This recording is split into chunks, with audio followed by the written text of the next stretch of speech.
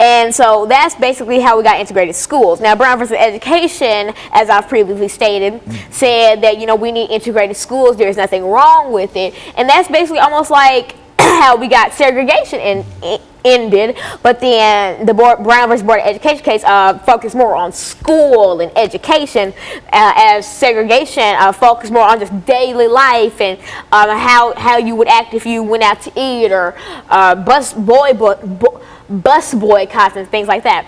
Now, another famous case is the Plessy versus Ferguson U.S. Supreme Court case of 1898.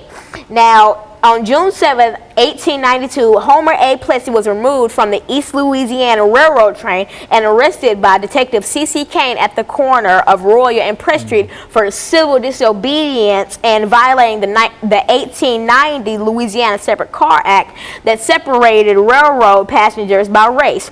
This soon inspired the Plessy versus Ferguson U.S. Supreme Court case, which stated that the state law which required East Louisiana railroads to segregate trains had denied him his rights under the 13th and 14th Amendments of the United States Constitution.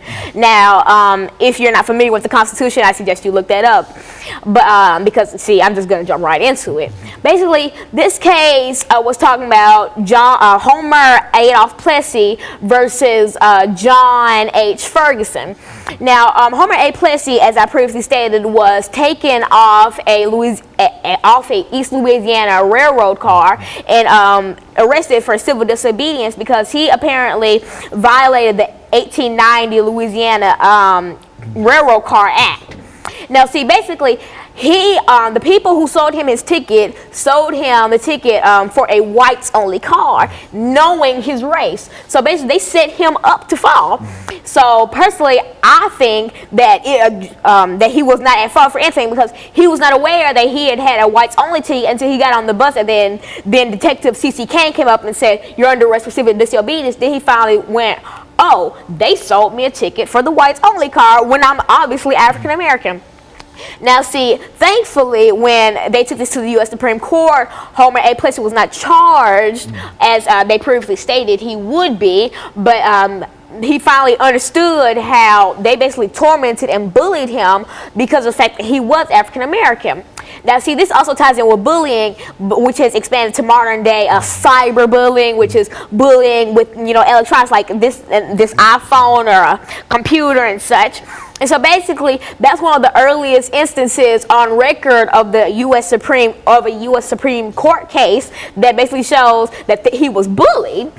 And so Homer Adolph Plessy was basically he got to live his life after this. He got to move forward, basically, and that's what I want to do in life. I want us African Americans, us Europeans, Germans, Italians, Creoles. I want us to move forward.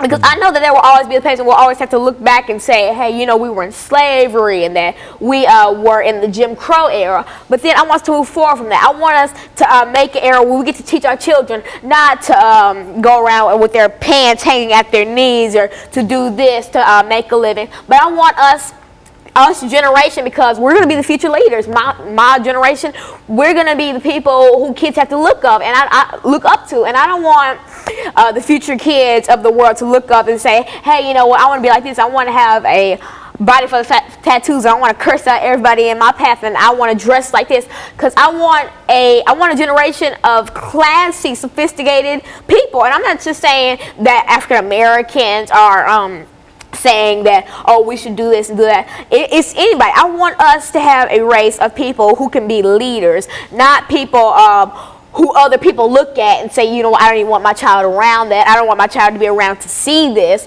because I want a generation where people can say, oh, I'm just so glad I raised my child like this. I don't want a generation of, look at that hooligan robbing a store. And I don't want a generation of stereotypes.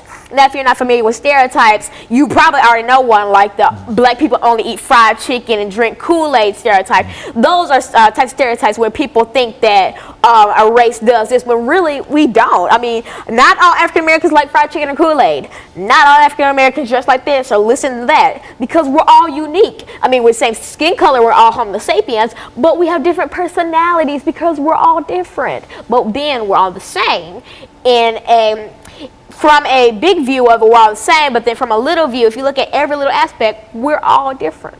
And so Lana, if looking at the Brown versus the Board of